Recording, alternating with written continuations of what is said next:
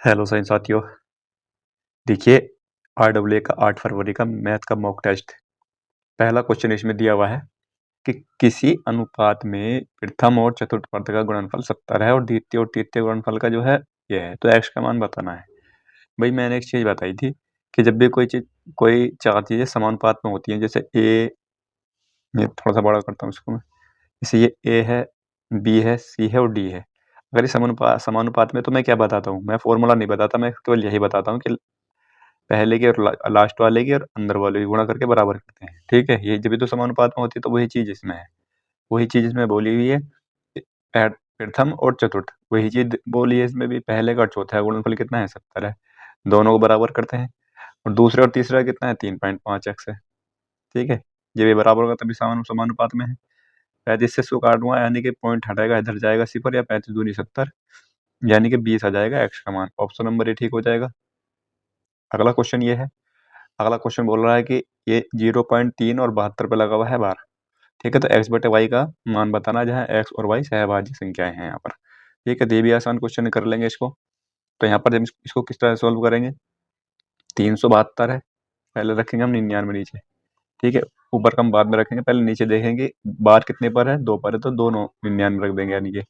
और एक पे बार नहीं है तो एक जीरो लगा देंगे यहाँ पर, और 72 में से जिस पे बार नहीं है उसमें से उसको घटा देंगे यानी कि 369 आ जाएगा। ये मान हो जाएगा इसका 369।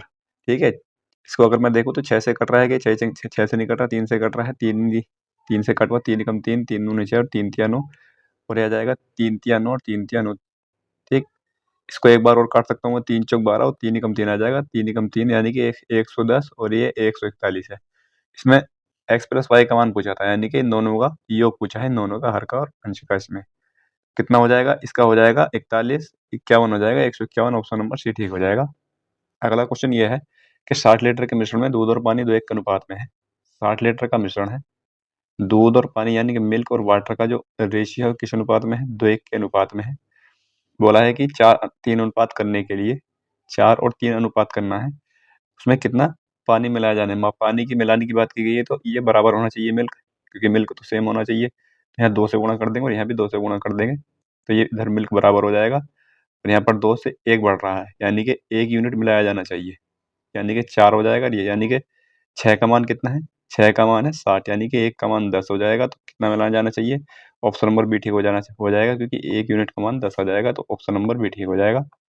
अगला क्वेश्चन यहाँ पर है कि अजय शांत जल में 46.5 किलोमीटर की गति से नाव खेता है। भाई इसको हम जैसे ही आता है तो DS US B और W लिख लेंगे तुरंत। इसके बाद शांत जल में नाव की चाल दे रखी है 46.5, और नदी का प्रवाह दे रखा 15.5। ठीक है भाई, तो उसे एक स्थान तक नाव खेलने के लिए वापस आने के लिए 90 मिनट समय लगता है। वह स्थान आरंभिक बिंदु से कितनी दूर है। तो हमें ये इसकी समांतर चाल और विपरीत चाल पता होनी चाहिए, यानी कि धारा के समांतर धारा के विपरीत चाल जो है पता होनी चाहिए। तो क्या करते हैं भाई, इन दोनों को जोड़ देंगे तो ये आ जाएगी DS। इन दोनों को जोड़ देंगे, 15 और 46 कितना होता है, 15 और 46 कितना होता है, 61 होता है, यानी कि 62 हो जाएगी। ये 62 हो जाएगी, इसमें से इसको घटा देंगे, 15 में से 46 जाएगा तो कितना बचेगा भाई, ये बचेगा 21 बचना चाहिए, 31 बचना चाहिए। ठीक, 31 आ जाएगा यहाँ पर, ये 31 हो जाएगा और ये 62 हो जाएगा। ठीक है भाई, तो मैंने क्या बताया था कि जब हम ये स्थिति हमारे सामने आ जाती है और जो दूरी है वो बराबर है, आने के लिए भी जाने के लिए भी, तो क्या करेंगे, दोनों की गुणा करेंगे, ऊपर ऊपर दोनों की गुणा करेंगे। और टाइम कितना लग रहा है उसको वापस आने के लिए, 90 मिनट लगता है, यानी कि टोटल समय लग रहा है, तो नीचे इनका योग रखेंगे। टोटल टाइम दिया हुआ है तो इनका योग रख देंगे, तो ये आ जाएगा यहाँ पर 93। और वहाँ टाइम टाइम कितना लग रहा है, 90 मिनट। 90 मिनट को मैं क्या लिख सकता हूँ, 3/2 लिख सकता हूँ, 3/2 घंटे बदल सकता हूँ 90 मिनट को। यही दूरी होती है, यही दूरी होती है, इसी को दूरी बोलते हैं, ये डिस्टेंस का होता है यहाँ पर। ठीक है, तो यहाँ से अगर मैं देखूँ 3 से काटूँ, 3 तिया 9, 3 एकम 3। ठीक है, 31 से 31 कट जाएगा, फिर 2 से इसको काटूंगा तो 31 ही आएगा। ऑप्शन नंबर डी ठीक हो जाएगा इसका। ठीक है भाई, ऑप्शन नंबर डी ठीक हो जाएगा, यानी कि जो डिस्टेंस है वो 31 किलोमीटर की है। अगला क्वेश्चन यहाँ पर है, 15 मीटर लंबे और 11 मीटर चौड़े एक कमरे में 75 सेमी चौड़ी कालीन बिछाने की लागत ज्ञात करनी है, यदि कालीन का मूल्य 13 रुपये प्रति मीटर है। ठीक है, तो आसान क्वेश्चन है भैया। तो यानी कि जो कमरे का क्षेत्रफल हो जाएगा वो इसके कालीन के क्षेत्रफल के बराबर होना चाहिए। तो कमरे का क्षेत्रफल कितना है भाई, 15 मीटर, 11 मीटर, और इसका जो है देखते हैं, देखो यहाँ पर ये 15 मीटर है और गुणा 11 मीटर हो जाएगा इसका क्षेत्रफल, बराबर ये दिया हुआ है सेंटीमीटर में। सेंटीमीटर में इसको मीटर में बदलो तो 75 मीटर हो जाएगा, 0.75 मीटर सॉरी, ठीक है। और गुणा इसकी ना, मुझे लंबाई ही याद करनी है इसकी, कालीन वही मूल्य लगा हुआ है, लंबाई पर लगेगा ये, यानी कि बिछाया जाएगा तो इसी तरह से तो बिछाई जाएगी वो इसी तरह से, ठीक है भाई। तो यहाँ पर आ जाएगा उसका एल मान लेते हैं लंबाई इसकी यहाँ पर। तो अगर मैं इसको देखूँ तो यहाँ से पॉइंट से ये दो सिफर इधर आ जाएंगे, यहाँ पर 100 हो जाएगा, ठीक है भाई। और इससे काटूंगा 15, 15 पंजे 75, 5 दूनी 10, ठीक है। तो यहाँ पर आ जाएगा 11 दूनी 22, 220 मीटर की हो जाएगी उसकी लंबाई।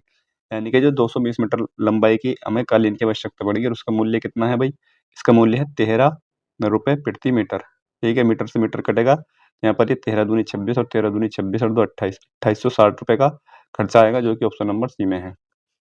अगला क्वेश्चन यहाँ पर है कि एक निर्माता किसी वस्तु का मूल्य 1800 रुपये अंकित करता है और उसे एक डीलर को 15% की छूट पर बेचता है, ठीक है।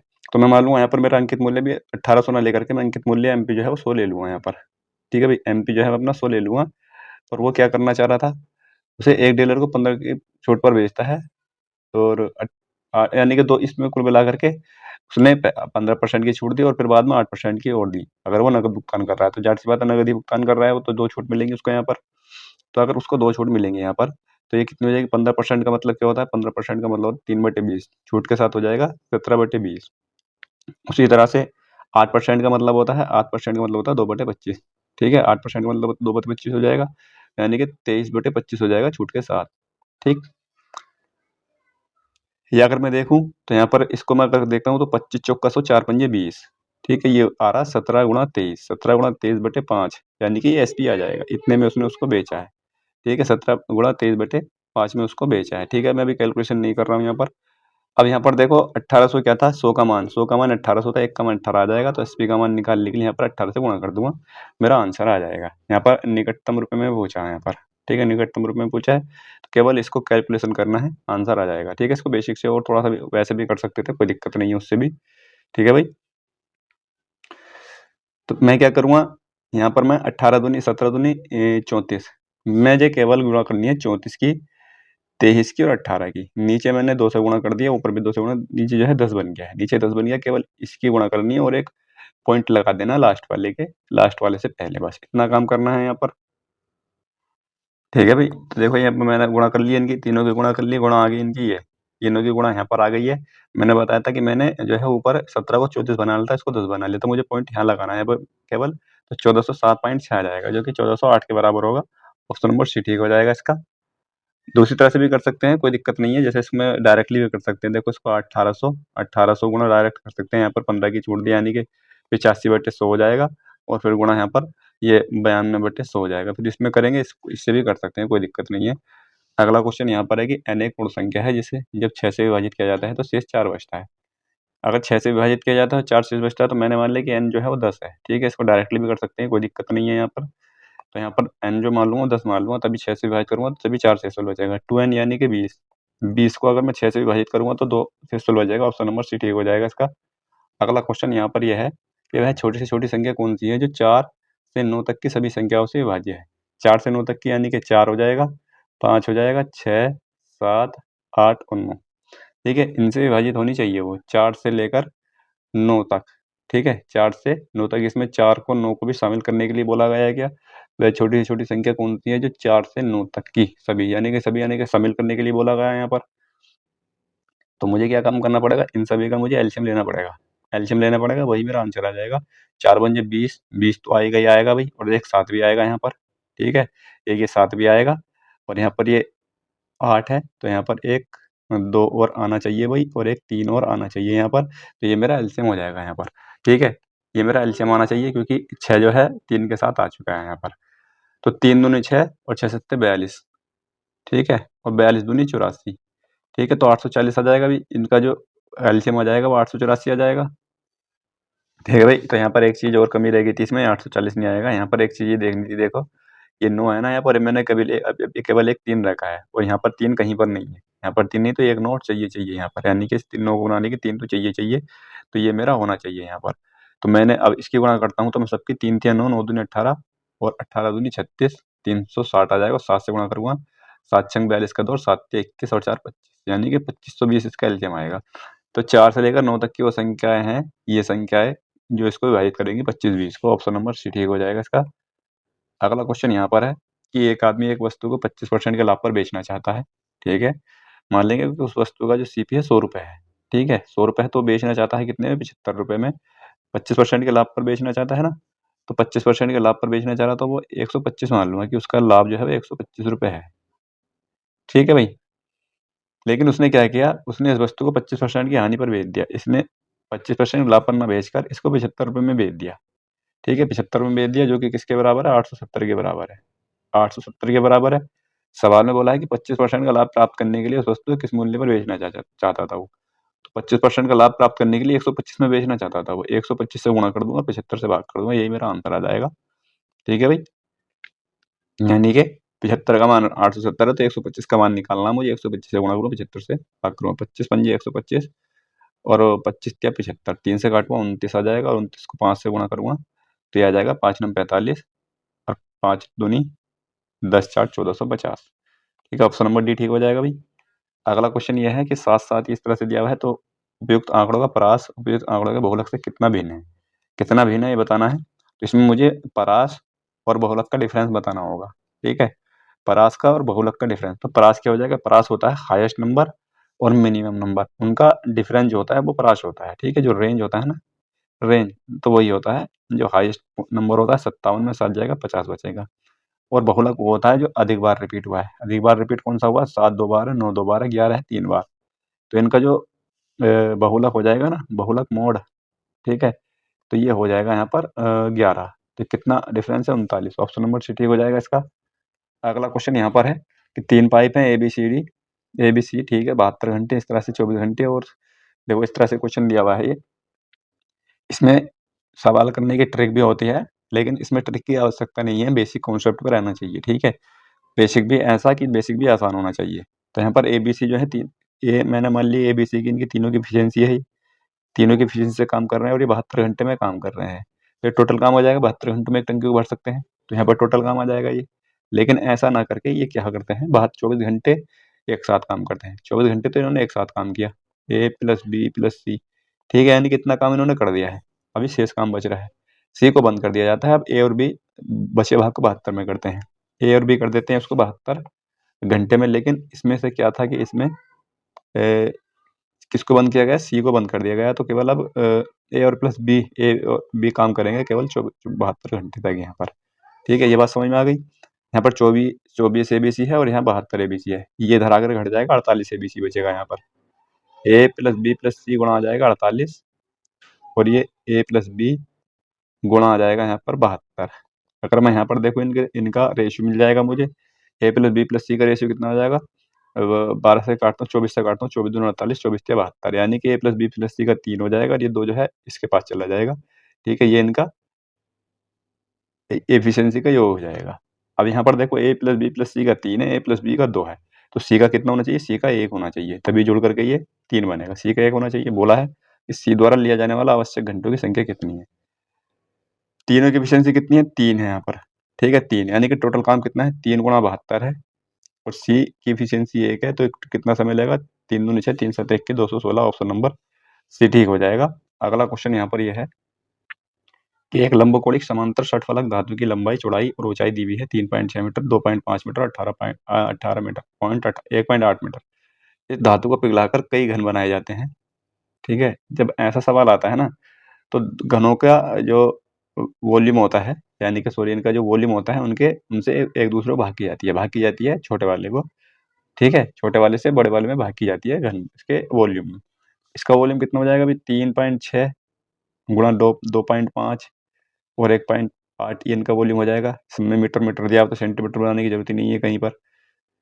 तो 0.3 मीटर इसका घन कितना होगा, इसका वॉल्यूम कितना हो जाएगा, इसका 3 बार गुणा करने पड़ेंगे, तो इसका एल घन का जो होता है ना, ए की घात 3 होता है, तो 3 गुणा 0.3 गुणा 0.3 लिख लेंगे यहाँ पर। देखो पॉइंट पॉइंट एक के बाद ही लगे हुए हैं, तो ऐसे सभी पॉइंट कट जाएंगे, ये केवल इसमें पॉइंट रह जाएगा, यहाँ पर पॉइंट रह जाएगा, नहीं सभी में कट जाएंगे, क्योंकि ऊपर भी 3 है नीचे भी 3 है, सभी 3 के सभी के पॉइंट कट जाएंगे पॉइंट से पॉइंट। ठीक है, 3 से काटेंगे तो आ जाएगा यहाँ पर 12, ये आ जाएगा, 3 से काटेंगे, यहाँ 3 3 9 दूनी 18, 2 आ जाएगा और यहाँ पर 25 आ जाएगा। ठीक है, 12 दूनी, इसको कर लें 25 दूनी 50 और 12 पंजे 60, यानी कि 600 आ जाएगा। इसका जो आंसर आएगा ऑप्शन नंबर सी ठीक हो जाएगा, 600। अगला क्वेश्चन यहाँ पर है कि 66,300 को ए बी के बीच इस प्रकार विभाजित करें कि ए को 8 वर्ष बाद प्राप्त होने वाली राशि 10 वर्षों के बाद बी को प्राप्त होने वाली राशि के बराबर हो, जबकि ब्याज की दर 10% वार्षिक है। ये अच्छा सवाल है यहाँ पर। तो भाई ए है और बी है, यहाँ पर 2 व्यक्ति हैं। ठीक है, हालांकि अगर इसको बेसिक से भी करेंगे तो भी कोई दिक्कत नहीं है यहाँ पर। ठीक, तो यहाँ पर दोनों के लिए 10% है, दोनों के लिए 10% है, जो राशि दोनों के लिए 10% है। इसके लिए 8 वर्ष का समय है और इसके लिए 10 वर्ष का समय है। यहाँ पर टाइम में कितना अंतर है? 2 का, 2 का अंतर है, तो 10% की जो है, 10% की तरह 2 साल के हिसाब से कितनी हो जाएगी? ये हो जाएगी 100 से 121 हो जाएगी, यानी कि जो धनराशि है 100 से 121 हो जाएगी। तो इसका मतलब ये है कि जो ए को मिलने वाली राशि कितनी होगी? 121 होगी, क्योंकि ए जो है 8 वर्ष, ए को 8 वर्ष बाद और बी को 10 वर्ष के बाद, यानी कि ए जो है यहाँ पर बड़ा है। ठीक है, ए जो है यहाँ पर बड़ा है, तो 121 जो मिलेगी वो ए को मिलेगी, 121 ए को मिलेगी और 100 मिलेगी बी को यहाँ पर। ठीक है भाई, ये बात आप समझ गए होगे। तो यहाँ पर अगर मैं देखूँ तो 121 का मान, यानी कि इन दोनों का योग कितना है? 221 हो जाएगा। 221 किसके बराबर है? इसके बराबर है 66,300 के। ठीक है, एक का मान कितने किसके बराबर हो जाएगा? 300 के बराबर हो जाएगा एक का मान। यहाँ पर एक का मान 300 के बराबर हो जाएगा। तो भाई ए को मिलने वाली राशि कितनी हो जाएगी? 3 एकम 3, 3 दूनी 6, 3 एकम 3, यानी कि 36,300, और इसको मिलेगी 30,000। ठीक है, इसको मिलेगी 30,000, जो कि ऑप्शन नंबर डी में है। ठीक है, ऑप्शन नंबर डी में हो जाएगा। ठीक है भाई, देखो इसको बेसिक से भी समझ सकते हैं, बेसिक में भी इतना ही बनेगा। कहते हैं कि बेसिक से करने में, वैसे करने में दिक्कत होती है, कोई दिक्कत नहीं होती है, इतना ही बनता है यहाँ पर भी। जैसे मान लिया मैंने ए का कितना है, ए इसको मैं डायरेक्टली लिख सकता हूँ भाई, 11/10 लिख सकता हूँ यहाँ पर, 11/10। और ए के लिए समय कितना है? 8 वर्ष है, और बी के लिए समय कितना है? 11/10, यानी कि इसके लिए 10 है यहाँ पर। ठीक है, बी के लिए दोनों के जो मिलती है वो बराबर राशि मिलती है, तो यहाँ पर दोनों बराबर हो गई। इससे मैं काटूंगा, इसको कट जाएगा पूरा, यानी कि केवल 2 बचेगा यहाँ पर, यानी कि ए बराबर बचेगा यहाँ पर बी इंटू 121/10 बचेगा, 100 आ जाएगा। यानी कि ए को जो मिलेगा वो 121 इधर वाला मिलेगा, और बी को जो मिलेगा वो 100 मिलेगा। मैंने बताया था अगर बराबर में होती है ना कोई चीज़, जैसे हम सीपी करते हैं, जैसे 3 CP बराबर 2 SP करते हैं, तो सीपी का मान इधर वाला होता है। ठीक है, सीपी का मान इधर वाला, एसपी का मान इधर वाला होता है। ठीक है, अपोजिट होते हैं यहाँ पर ये, जब हम इनको रेशियो लेते हैं इनका। यहाँ पर अगर कोई चीज़ बराबर में है तो ये चीज़ बराबर में, तो इनको रेशियो लेंगे तो 121 इधर आएगा और बी जो है इधर आएगा यहाँ पर। ठीक है, तो वही चीज़ आ गई, वही चीज़ आ गई। अब तो यहाँ से भी वही चीज़ अपना कर सकते हैं, कोई दिक्कत भाई।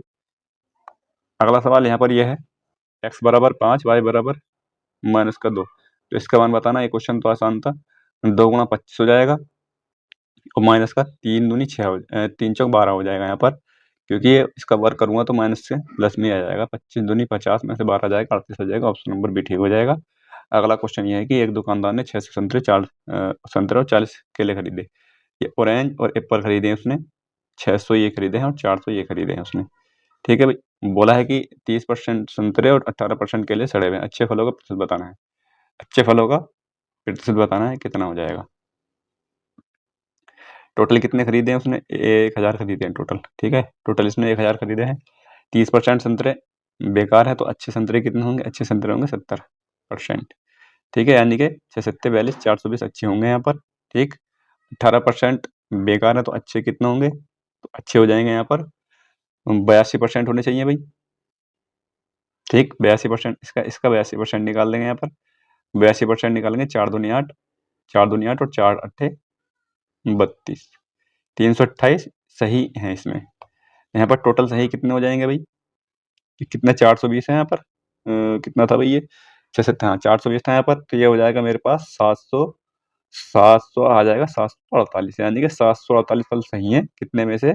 ये टोटल 1000 में से। ठीक है, 1000 में से टोटल सही है, गुणा कर दूंगा 100, 2 जीरो से जीरो कर देंगे, पॉइंट लगेगा 74 के बाद, 74.8 हो जाएगा। ऑप्शन नंबर ए ठीक हो जाएगा इसका। अगला क्वेश्चन यहाँ पर है कि किशोर कुल दूरी का 2/5 कार द्वारा और 8/15 साइकिल के द्वारा और शेष दूरी जो है वो पैदल तय कर रहा है, तो उसके द्वारा तय की गई कुल दूरी पता नहीं कितनी होगी। वही देखो, यहाँ पर 5 है और यहाँ पर 15 है। ठीक है, तो इन दोनों का मैं एलसीएम लेकर के मैं कुल दूरी मान लूंगा कि मेरे पास कुल दूरी है। ये ऐसा क्यों करते हैं? ताकि जब हम इससे गुणा भाग करें तो इससे आसानी से कट जाती है, इसलिए हम इसका एलसीएम लेते हैं यहाँ पर। तो एलसीएम जो है 30, यानी कि टोटल जो डिस्टेंस मान लूँगा वो 30 किलोमीटर की मान लूँगा यहाँ पर मैं, ठीक है। टोटल दूरी 30 किलोमीटर की मान लेता हूँ मैं। अब यहाँ पर उसने बोला है कि किशोर द्वारा कुल दूरी कार के द्वारा कुल दूरी तय कितनी 5 चलती है, 6 दूनी 12 किलोमीटर की दूरी तय कर दी उसने कार के द्वारा, ठीक भाई। उसके बाद साइकिल के द्वारा, यानी कि साइकिल के द्वारा कितनी दूरी तय की उसने, 8/15, 8/15 यानी कि 15 दूनी 30, 8 दूनी 16 किलोमीटर की दूरी। टोटल कितनी हो गई, ये हो गई यहाँ पर 28। और पैदल कितने, ऑन फुट कितनी दूरी तय की, 2 किलोमीटर की दूरी तय की है उसने, ठीक है भाई, 2 किलोमीटर की दूरी तय की है। बाकी की दूरी उसने 2 किलोमीटर की पैदल तय की है, लेकिन उसको तय कैसे कर रहा है वो, 6 किलोमीटर प्रति घंटे के हिसाब से 40 मिनट में। यानी कि उसने 6 किलोमीटर प्रति घंटे के हिसाब से उसने 40 मिनट में तय की है दूरी। 40 मिनट का मतलब होता है 40/60 घंटे, यानी कि 40/60 यानी कि 4/6 यानी कि 2/3 घंटे। इस तरह से लिख सकता हूँ, 3 दूनी 6, 2 दूनी 4, यानी कि उसने 4 किलोमीटर की दूरी तय की है यहाँ पर उसने।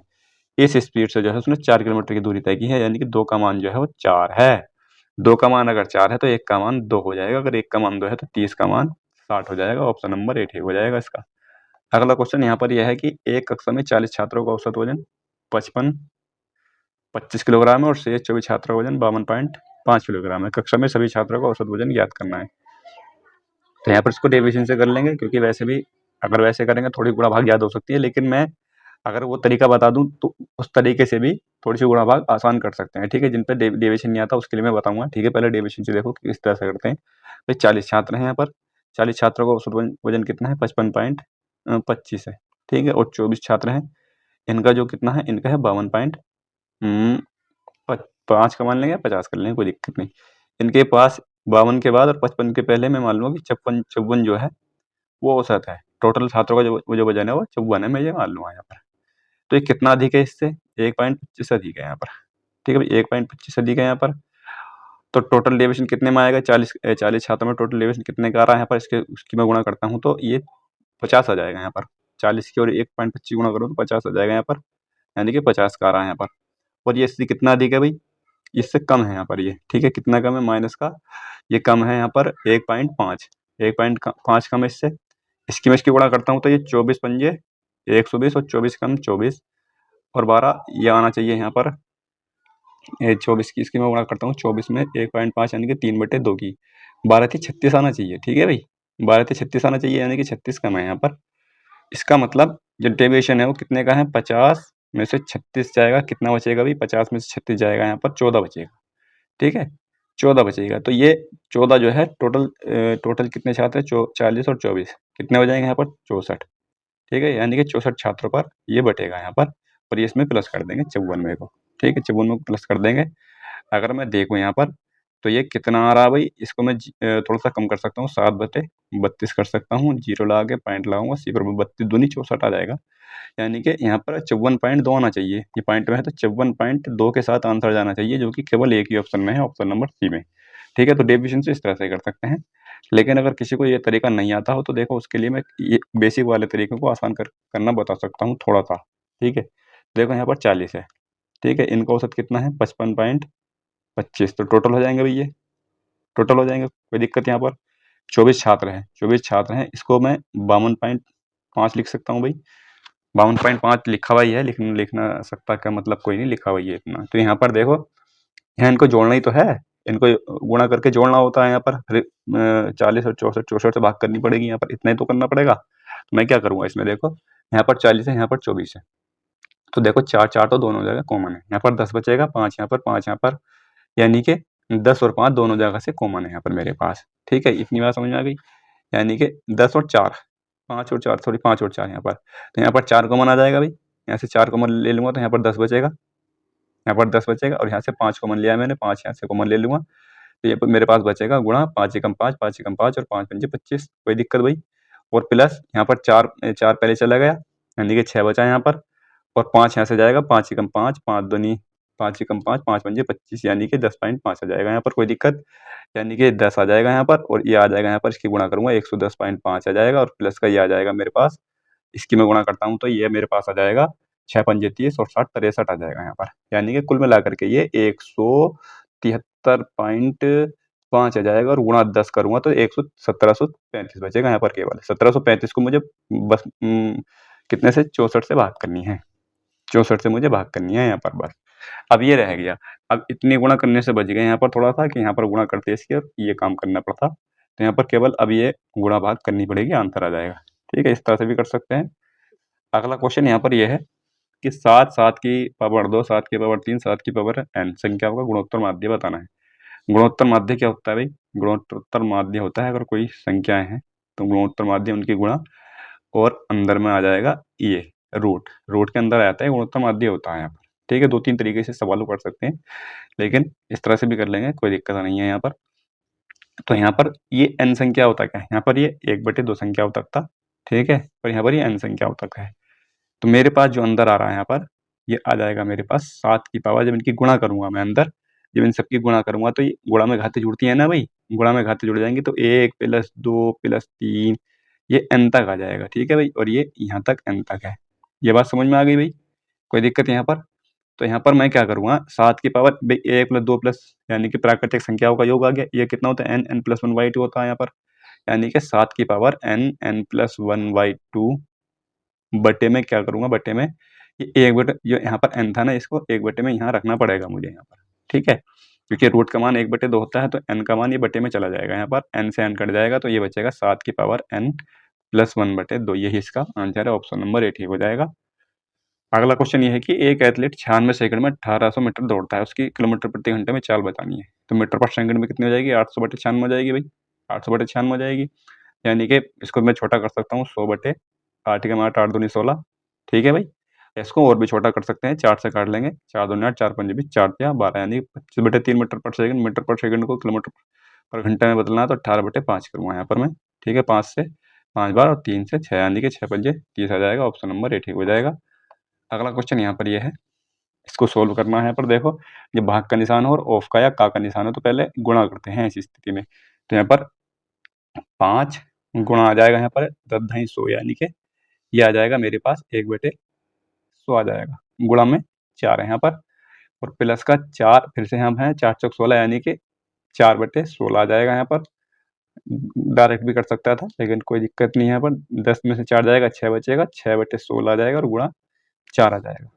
कोई दिक्कत हुई यहाँ पर? तो यहाँ पर देख पा रहा हूँ 4 पंजे 20 और 20 पंजों से 1/5 आ जाएगा भाई यहाँ पर, और 1/4, 1/4 चौक 16, 1/4 आ जाएगा, यानी कि 5/2 आ जाएगा।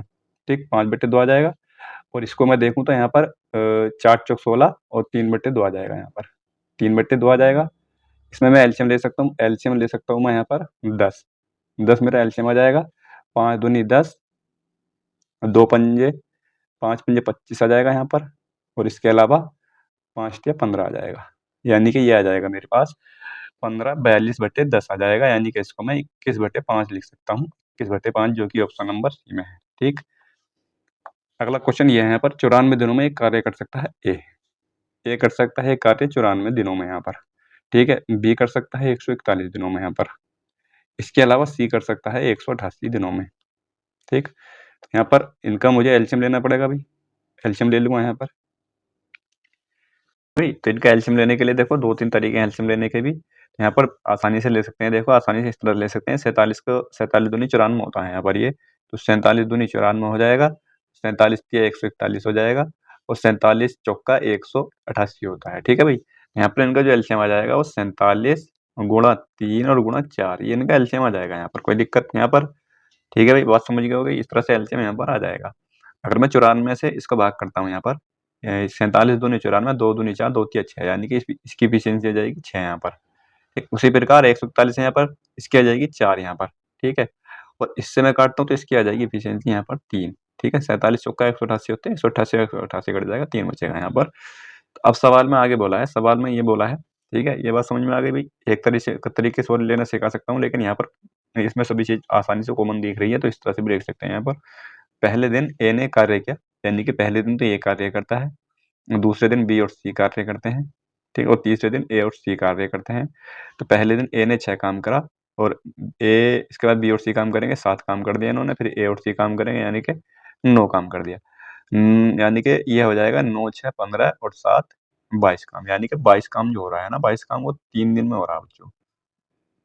22 काम 3 दिन में हो रहा। काम टोटल कितना है, 4 तिया 12 7 84 और 12 चौक 48, 48 और 48 8 56 हो जाएंगे, यानी टोटल काम जो है 564 है। 564 टोटल काम है और यहाँ पर 22 दिन में 3 काम हो चुका है। तो मुझे जो है 22 को जो पहुँचाना है, मुझे 56 तक पहुँचाना है। ठीक है, मुझे जो गुणा करनी पड़ेगी लगभग ये 25 दूनी 50, 25 के आसपास तक करनी पड़ेगी। देखूँ अगर मैं गुणा करके 25 दूनी 50 और 25 दूनी 50 और 5 55, ठीक है। तो ये बात ठीक है कि मुझे 25 से गुणा करनी पड़ेगी इसके पास तक पहुँचाने के लिए। 25 से अगर मैं यहाँ गुणा करता हूँ तो 25 दूनी 50 यानी कि 550 काम हो जाएगा 25 या 75 दिन में। ठीक है भाई, समझ में आ गई बात? यानी कि 550 काम हो जाएगा 75 दिन में। अब बारी आएगी ए की। ठीक है, यानी कि जो क्रम चल रहा है, ये चक्र को दोहराते रहते हैं ना, यहाँ पर ये क्रम चल रहा है, तो बारी ए की आएगी। ए की आएगी तो ये कर देगा 556 काम कर देगा 76 दिन में। ठीक है, 76 दिन में। इसके बारी आएगी बी प्लस सी की, यानी कि 7 काम हो जाएगा, यानी कि 561 का काम हो जाएगा 77 दिन में। ठीक है, 77 दिन में बचा कितना काम? काम बच रहा है केवल 3। काम बच रहा है केवल 3। बारी किसकी है? इनकी है। अब बारी इनकी है तो ये काम हो जाएगा, टोटल काम बच रहा है 3 और एफिशिएंसी टोटल है 9। 3 तिया 9 यानी कि 77 सही 1/3 दिन होना चाहिए यहाँ पर। तो यहाँ पर थोड़ी सी देखो, ये गलती यहाँ पर ये हुई है, ये 556 था ना और 7 काम इसने कर दिया था आकर के, तो 563 होता है यहाँ पर। ठीक है, 563 होता है। 563 काम केवल 1 बच रहा है यहाँ पर, 3 नहीं बचा है, केवल 1 काम बच रहा है यहाँ पर। ठीक है भाई, यहाँ पर केवल 1 काम बच रहा है, वो जो 1 काम बचा हुआ उसको 9 की एफिशिएंसी से कर देंगे तो 77 सही 1/9 इसका आंसर आ जाएगा। ऑप्शन नंबर डी ठीक हो जाएगा इसका। अगला क्वेश्चन यहाँ पर यह है कि एक तंबू एक बेलन के आकार का है और इसके ऊपर एक शंकु स्थापित किया गया है। भाई यहाँ पर एक तंबू है ये, ठीक, तंबू बन जाएगा, थोड़ा सा आड़ा टेढ़ा सा बन रहा है। यहाँ पर ये तंबू बन गया, ये बेलन के आकार का है। ठीक है, उसके ऊपर बना दिया शंकु, ये इसके ऊपर शंकु बना दिया। इस तरह से सवाल में बात की गई है। ठीक, आगे बढ़ते हैं। आगे बोला बेलनाकार भाग की त्रिज्या और ऊंचाई 10 है, यानी कि इसकी जो त्रिज्या है ना वो 10 है और इसकी ऊंचाई कितनी है? 25 मीटर की इसकी ऊंचाई है। अब जाहिर सी बात है इसकी त्रिज्या भी सेम होनी चाहिए, और यहाँ पर सेम ही दे रखा है कि इसकी त्रिज्या जो शंक्वाकार भाग के लिए त्रिज्या भी सेम ही है, यहाँ पर 10 है ये। ठीक, और इसकी ऊंचाई तिर्यक ऊंचाई दे रखी है यहाँ पर, तिर्यक ऊंचाई दे रखी है 15 मीटर, ये इसकी 15 मीटर है। यहाँ पर बोला है तह सिलाई आदि के लिए 20% अतिरिक्त कैनवास लेते हुए इस तंबू के निर्माण के लिए आवश्यक कैनवास की मात्रा की गणना करनी है यहाँ पर। ठीक है भाई, तो यहाँ पर 20% अतिरिक्त कैनवास लेते हुए इस तंबू के निर्माण के लिए आवश्यक कैनवास की आवश्यक मात्रा बतानी है, यानी कि दोनों का वक्र पृष्ठ मुझे ज्ञात करना पड़ेगा। टोटल वक्र पृष्ठ कितना हो जाएगा? वक्र पृष्ठ कितना होगा इसका शंकु का? इसका होता है पाई आर एल। ठीक है, पाई आर, और इसका होता है 2 पाई आर एच। 2 पाई आर एच होता है बेलन का। देखो यहाँ पर पाई और आर तो कॉमन है, क्योंकि आर दोनों के लिए सेम है, तो पाई आर कॉमन है यहाँ पर, यानी कि 22/7 और गुणा 10 तो यहाँ पर कॉमन रहेगा। एल कितना है भाई? एल तिर्यक ऊंचाई है 15, और एच कितनी है? एच है 25 दूनी 50 हो जाएगा यहाँ पर, यानी कि 65 आ जाएगा ये। 22/7 गुणा 10 और यहाँ पर आ जाएगा 65। ठीक है, ये आ जाएगा। लेकिन इसमें बोला था कि 20% अतिरिक्त कैनवास लेना है, 20% अतिरिक्त कैनवास लेते हुए, तो 20% अतिरिक्त का मतलब हो जाएगा 6/5। ठीक है, 6/5 कर देंगे अतिरिक्त लेकर के, इसकी यहाँ पर गुणा कर देंगे 13, 13 से 78 आ जाएगा। 78 की और गुणा 22 की गुणा करता हूँ, 10 तो है, कोई दिक्कत नहीं यहाँ पर, इससे कोई फर्क नहीं पड़ेगा। इससे मैं इसकी गुणा करता हूँ 22 की और 78 की, तो यहाँ पर ये आ जाएगा मेरे पास 2 अट्ठे 16 का 6 आ जाएगा, 2 सत्ते 14, 2 अट्ठे 16 30 और 31 का 1 आ जाएगा, और 2 सत्ते 14 और 3 1716 आ जाएगा यहाँ पर ये। ठीक है भाई, 1716 आ जाएगा यहाँ पर, 1716 आ जाएगा, और एक जीरो भी है यहाँ पर, मैंने जो पहले नहीं लिया था, मुझे 7 से भाग करनी है, मेरा आंसर आ जाएगा 7 दूनी 14 करूंगा, यानी कि 2 के साथ जाना चाहिए, तो ऑप्शन नंबर डी ठीक हो जाएगा इसका, और आगे करने की जरूरत नहीं है इसमें। अगला क्वेश्चन यहाँ पर यह है कि राहुल की उम्र और उसके पुत्र अमन की उम्र का गुणनफल 9:1 है। इन गुणनफल नहीं, इनका अनुपात तो 9:1 है, गुणनफल 144 है यहाँ पर, तो इनका अनुपात दिया हुआ है उम्र का 9:1 का। इनका गुणनफल लेने के लिए मैं इसको x कर लूंगा, यहाँ गुणा कर दूंगा, बराबर कितना हो जाएगा? 144 आ जाएगा। 9 से इसको काटूंगा तो x स्क्वायर बराबर 16 आ जाएगा।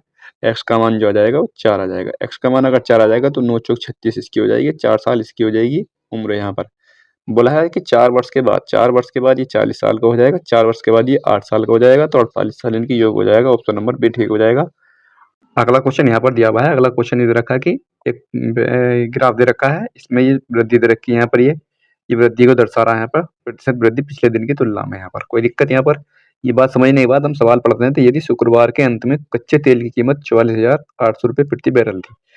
तो यहाँ पर ये शुक्रवार है, ये फ्राइडे यहाँ पर कितनी 44,800 है। इसको एक बार मिटाता हूँ यहाँ पर, ठीक है, 44,800, यानी कि उसमें जो वृद्धि हुई थी फ्राइडे के दिन 12% की वृद्धि हुई थी। 12% का मतलब होता है कि 100 अगर पिछले दिन थी, पिछले दिन यानी कि थर्सडे में अगर 100 थी, थर्सडे में अगर 100 थी तो ये 112 हो गई थी, 112 हो गई थी, यानी कि इसका मान जो है 44,800 हो जाएगा।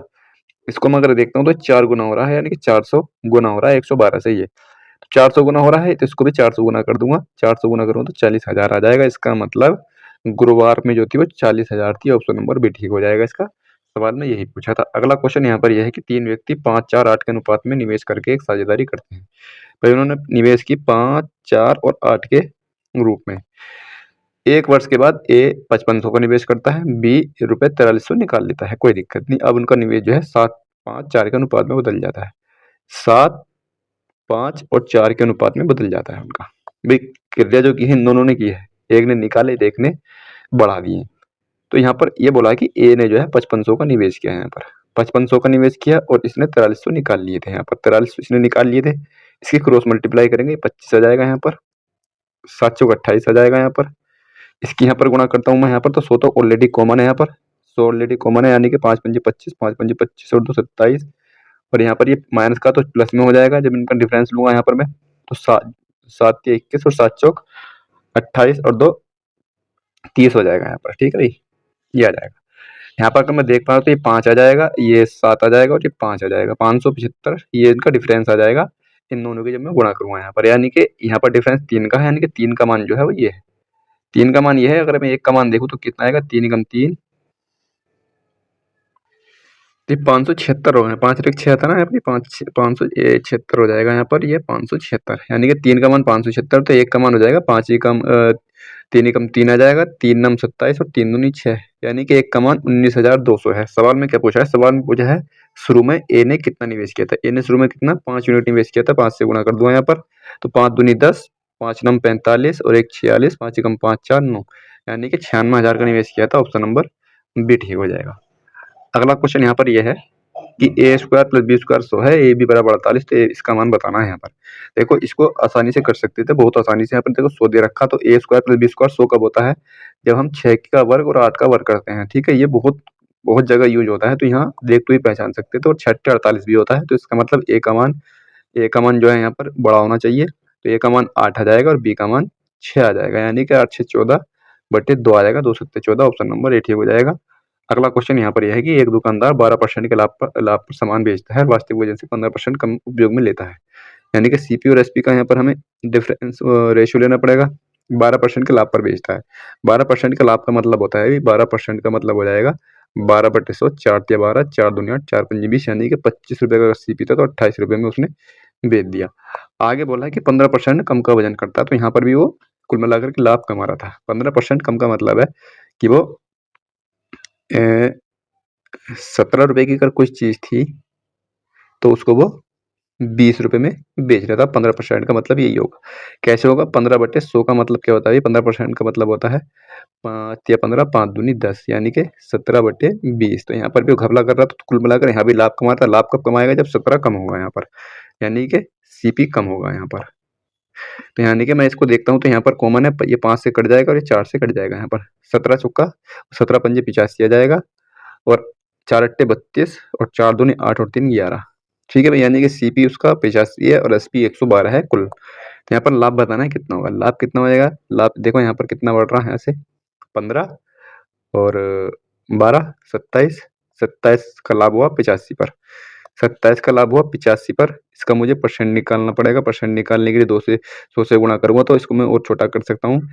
5 से काटता हूँ तो 5 दूनी 10 आ जाएगा, उसको काटता हूँ 5 एकम 5 और 5 17 पंजे 85 होता है, 27 दूनी 54 हो जाएगा, 540/17, 17 ते 51 आ जाएगा। और 3 के साथ 2 ऑप्शन है, 3 ऑप्शन है यहाँ पर, 17 ते 51, और यहाँ पर बच जाएंगे मेरे पास 3, यानी कि 17 एकम 17, तो यहाँ पर 17 एकम 17, तो 31.76 आना चाहिए इसका आंसर।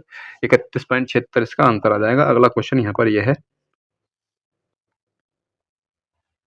क्वेश्चन दिया हुआ है अगला कि ABC 3 घटनाएँ हैं, तो इन तीनों घटनाओं में से कम 2 के साथ घटित होने की प्रायिकता क्या होगी? ठीक है?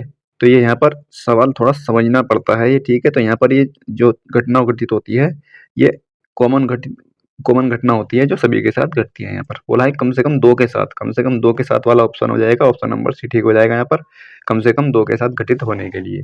ठीक है भाई? अगला क्वेश्चन यहाँ पर देखते हैं, अगला क्वेश्चन यहाँ पर ये है कि x बराबर 2 प्लस रूट 5 है, y का मान जो है 2 माइनस का रूट 5 है, तो x square plus Y square का मान बताना है। तो यहाँ पर देखो इसको डायरेक्टली भी कर सकते हैं, 2 2 4 4 4 8 और 8 10 18 ऑप्शन नंबर ए ठीक हो जाएगा इसका। ठीक है? इसको डायरेक्टली भी कर सकते हैं, कोई दिक्कत नहीं है वैसे इसको। अगर मैं इसका वर्क करता हूँ यहाँ पर, तो ये 4 आ जाएगा, ये 5 आ जाएगा और ये प्लस का 2 रूट 5 आ जाएगा। उसी तरह से इसका मैं वर्क करता हूँ तो 2 दूनी 4 आ जाएगा, 5 आ जाएगा और यहाँ पर आ जाएगा माइनस का 2 रूट 5। जब मैं इसको जोड़ूँगा तो 2 रूट 5 से 2 रूट 5 कट जाएगा और ये जुड़ करके 9 9 18 हो जाएगा, ऑप्शन नंबर ए ठीक हो जाएगा। अगला क्वेश्चन यहाँ पर ये है, बताना है कि निम्नलिखित में से किस कारखाने में कार्यरत श्रमिकों की संख्या अधिकतम है?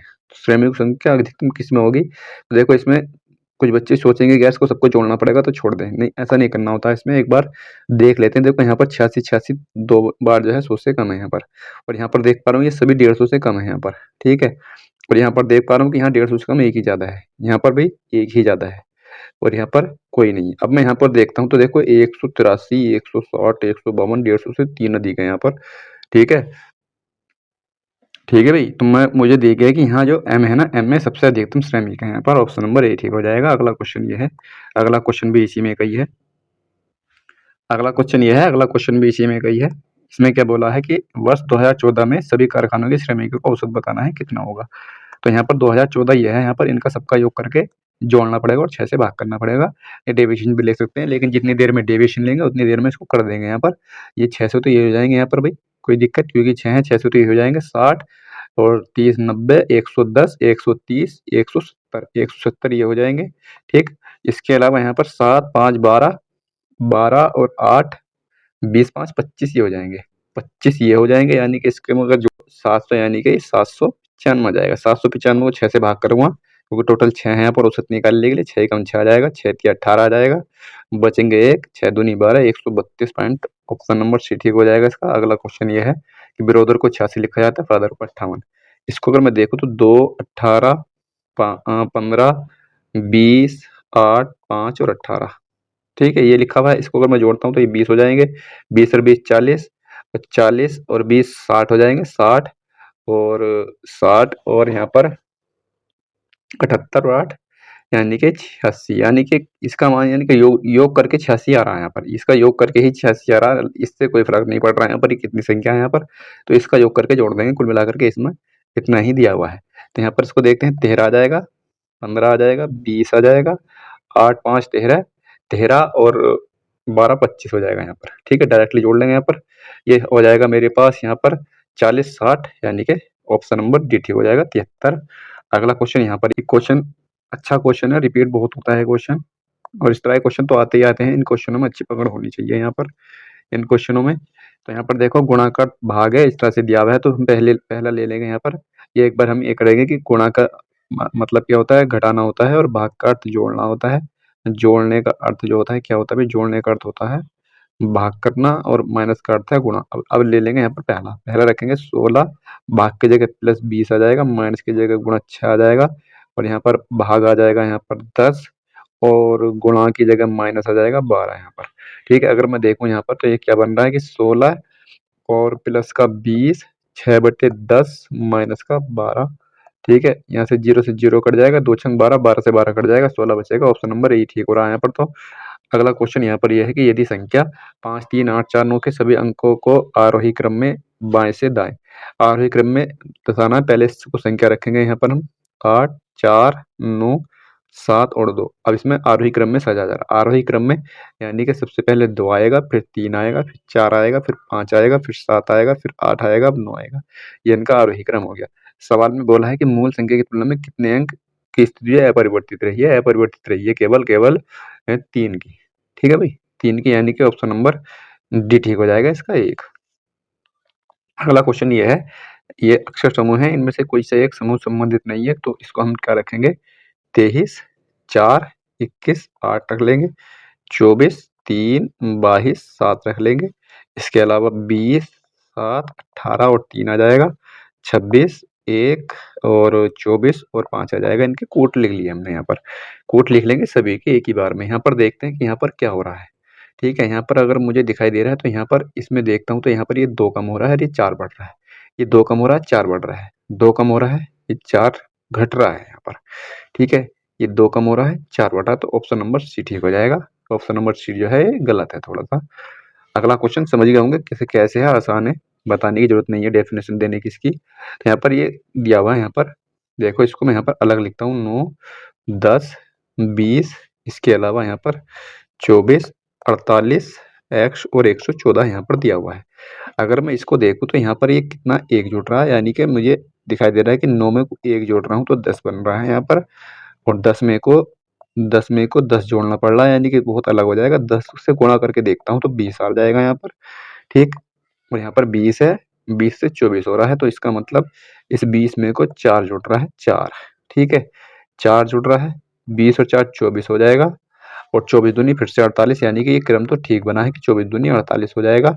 अब इसके आगे मुझे क्या करना पड़ेगा भाई, इसमें आगे मुझे करना पड़ेगा 48 में को मुझे जोड़ना पड़ेगा। ठीक है, 48 में को जोड़ना पड़ेगा। क्या जोड़ना पड़ेगा, यहाँ पर मुझे देख रहा है कि मैंने यहाँ 1 जोड़ा था, 4, यानी कि ये ऐसे भी कर सकता हूँ भाई इसको, 1 का वर्ग, 2 का वर्ग और 3 का वर्ग, ये भी तो कर सकता हूँ, यानी कि 3 का वर्ग जोड़ना पड़ेगा इसमें।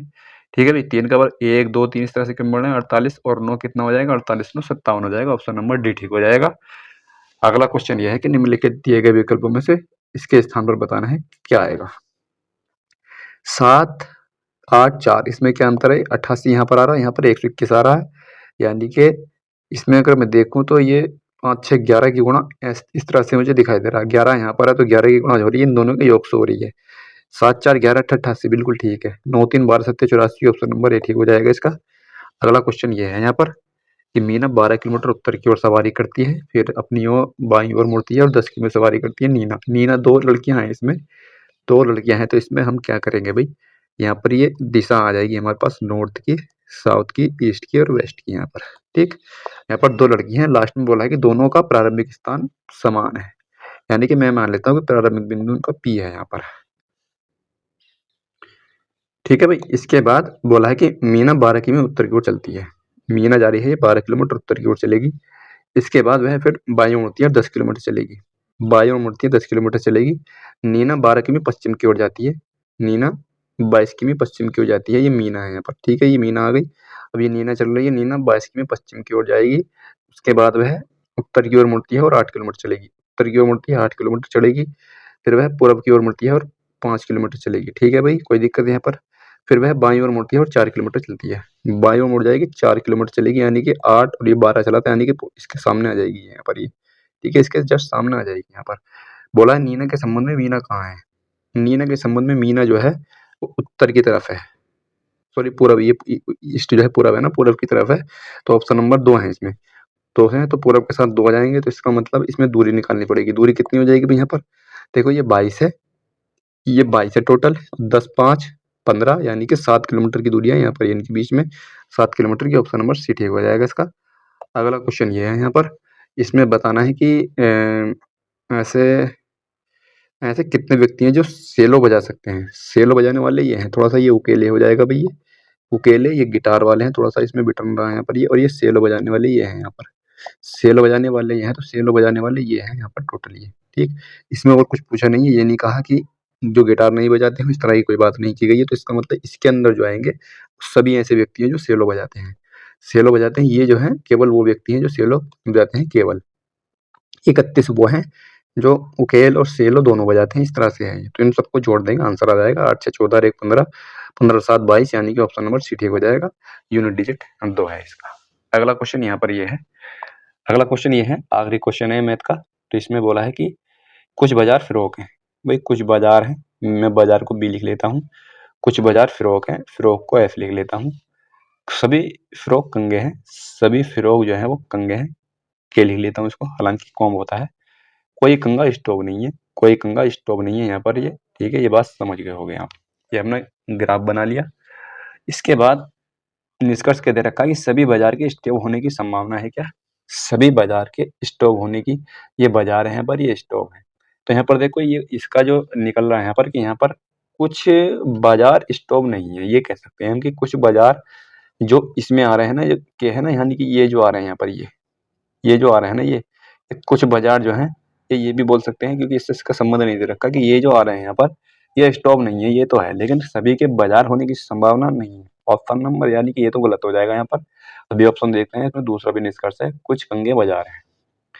कुछ कंगे बाजार, तो ठीक है, कुछ कंगे बाजार हैं, यानी कि कथन केवल 2 निष्कर्ष करेगा। ऑप्शन नंबर आ जाएगा यहाँ पर, ऑप्शन नंबर डी ठीक हो जाएगा, ऑप्शन नंबर डी।